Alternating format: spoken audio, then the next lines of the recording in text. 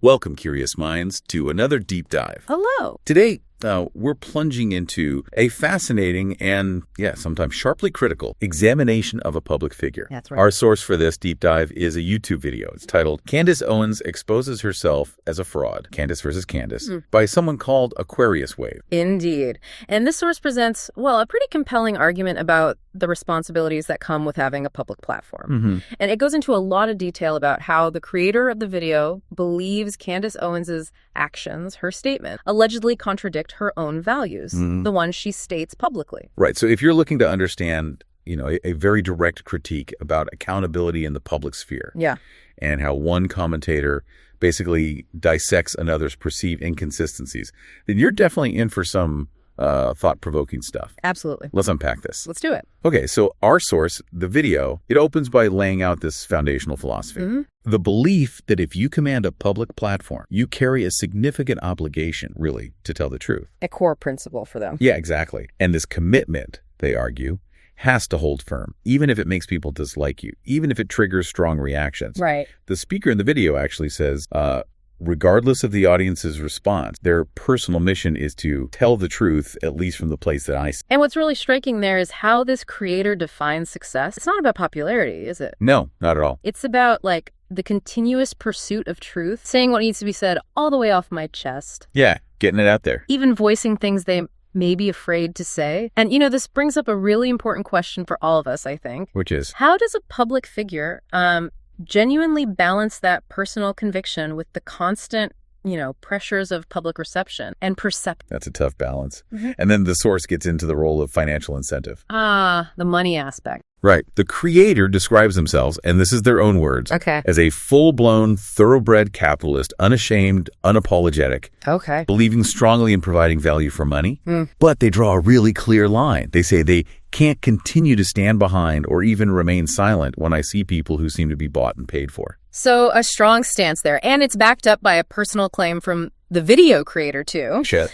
They state they haven't actually taken sponsorships, even though they have over 100,000 followers. Wow. And the reason given explicitly in the video is to avoid watering it down or, sugarcoating their message. Right, keeping it pure, so to speak. Exactly. The belief they put forward is that if a message could lead to actual danger in the real world, then those people who are moved and swayed by whoever is paying, they absolutely must be called out transparently. Okay, so they've laid this groundwork about platform integrity, truth, not being swayed by money. And then the source pivots to a specific example. They argue Candace Owens exemplifies exactly this kind of figure they're critiquing. Okay, here we go.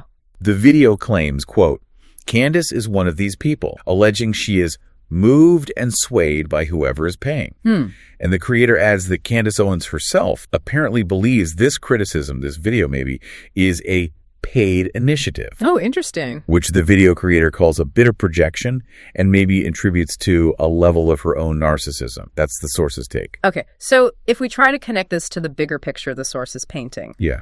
The argument is that Mrs. Owens's behavior, as they see it, is this kind of complex mix. A mix of what? Well, according to the source, her own dogma doctrine, alleged bitterness and hatred towards the Jewish people. Okay. Financial incentive. And also something called audience capture. Audience capture, what's that exactly? It's basically when a public figure's content starts to increasingly just cater to what their existing fans want or expect. Okay. So maybe losing their original principles? Potentially, yeah. Or just shifting their views to keep the audience happy. And the source claims all these factors, the dogma, the alleged bias, the money, the audience capture, they can coexist at the same time. It's not necessarily one or... Got it. So to back this up, the source gets into specific examples. Right, the evidence they... First up, the Harvey Weinstein interview. Oh, I remember hearing about that. Yeah. The video points out that Candace Owens, who... the source says, has been warning us about the evil Jews. Again, that's the source's framing. Okay. Sat down with Harvey Weinstein. Described in the video as a degenerate human being who happens to be Jewish by birth. Right. And the source makes a point of highlighting that this interview was behind a paywall, $9.89. which the creator uses to suggest, underscores a potential financial incentive. Yeah, that example, as the source presents it, it really highlights that potential tension, doesn't it? Tension between what? Between like past statements or warnings and then associations that seem contradictory, especially when money's involved. Right. It makes you question the optics, the perceived integrity. Exactly. Okay, what's next? The source looks at her stance on censorship versus her past act. Ah, the free speech angle. Yeah. The video quotes Candace Owens saying, "Whoever it is that is calling for speech to be censored is a liar. You should be allowed to hear the debate." Pretty clear stance. Seems clear. Yeah. Yet the source then brings up her founding of something called socialautopsy.com. Social autopsy. What was that? Apparently it aimed to attach their words to their places of employment for online hate. Oh, wow. So doxing, essentially. The video creator frames it as figuratively lifting the masks up and warning people social autopsy is your digital footprint, so be mindful of the words that you share. So that specific claim from the source, it presents a really fascinating, apparent contradiction on free speech. Well, how do you advocate for hearing all sides of a debate, but then also create a tool that could potentially expose or, silence certain kinds? Good point. The source definitely seems to be arguing it's a fundamental contradiction. Yeah, it pushes you to think, are there exceptions to her free speech principle, or is it inconsistent? That's the question the source raised. The source also brings up Candace Owens' past. Goes back to 2007. Okay, what happened then? Apparently, she accused some white males of racially harassing her, threatening to kill her. Right. I think I recall this story. And her family later received a settlement, $37,500 from Stanford Public Schools. This whole dynamic of a public figure's past resurfacing, it raises that deeper question, doesn't it? About credibility. Yeah.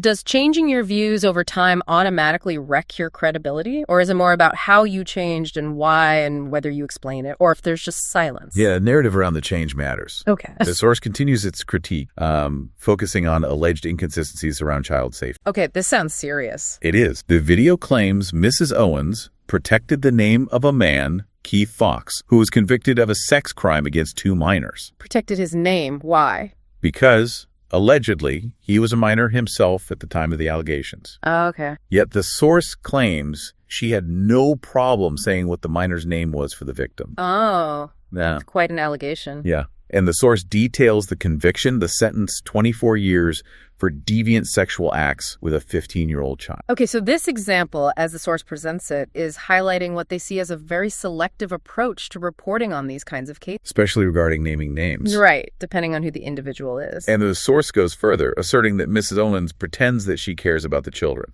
That's their wording. Okay. But hasn't reported on, for example, thousands of children found by DHS at the border under the previous administration, the source says DJT. Right. Or on FBI sting operations led by Kash Patel, he was a former national security aide, that rescued over 100 kids, incarcerated over 200 predators. Or even a recent ICE sting in Minnesota that caught 11 predators. So the claim is she's ignoring these major operations. Yeah. The video creator claims these stories get ignored because they don't get enough click, or they aren't salacious enough. That's the argument.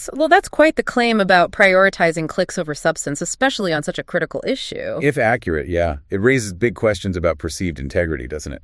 Absolutely. When a platform seems to pick and choose stories like that, especially involving child safety. And then there are the associations the source brings up. Who are we talking about? Explicitly states Candace Owens is chums pals with Andrew Tate and Russell Brand. Okay, controversial figures, to say the least. And notes that Russell Brand apparently introduced Owens to her husband. The source also lists people Owens has, quote, decided to give a microphone to. Harvey Weinstein, Andrew Tate, Tristan Tate, and Russell Brand. That brings up another interesting point about perception. Which is? When a public figure gives a platform to people who are facing really serious allegations or controversy, how does that reflect back on the host? How does it influence how the public sees their judgment, their integrity? Good question. It's guilt by association or just platforming diverse views? Where's the line? Exactly. And the source seems to clearly imply it crosses a line here. Okay, then the source levels some very serious accusations of anti-Semitism against Candace Owens. Right. This was mentioned earlier as part of the mix. Yeah. The video claims her alleged hatred for the Jewish people is so deep, she couldn't even recognize that segment of the people that were executed were children,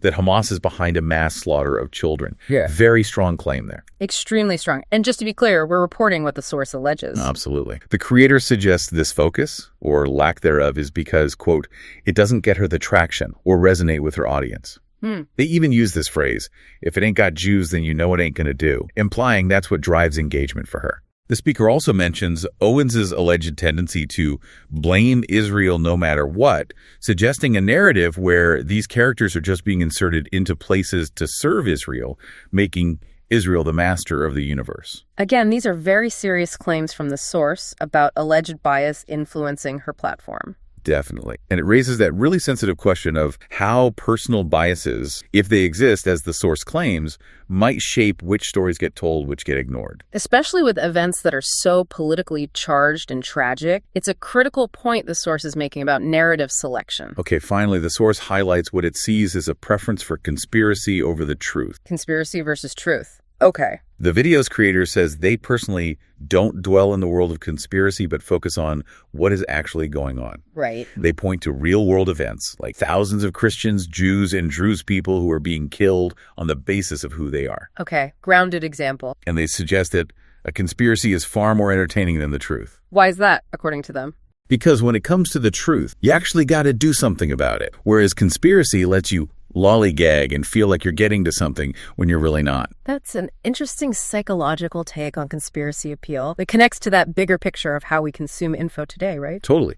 Where sometimes really entertaining stories, even if they're conspiracies, can overshadow the maybe less exciting but grounded realities. And the source describes Owens as doing this flippity-floppity thing in her rhetoric. Flippity-floppity. Yeah, like changing her tune to cater to this new audience. They even mentioned she was called out by Nick Fuentes about this alleged shift.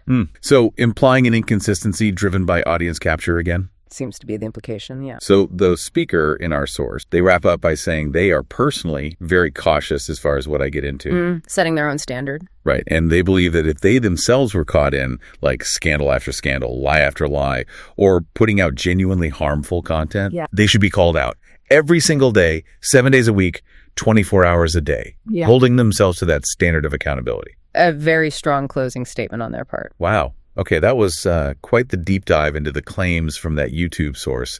Candace Owens exposes herself as a fraud. Candace versus Candace. Definitely a lot to process there. We've really unpacked the video creator's strong stance on platform integrity, their personal commitment, as they state it, to truth over money. And then that whole series of very specific claims about Candace Owens, the alleged inconsistencies, the potential real-world dangers of rhetoric, all as presented in the source material. Yeah, it really does underscore just how complex navigating public discourse is today, especially when you have these perceptions or allegations that platforms might be driven by more than just factual reporting. Right, like audience capture or financial motives or bias. Exactly. And the insights from this source, whether you agree with them or not, they definitely encourage us all to think critically about where our information comes from.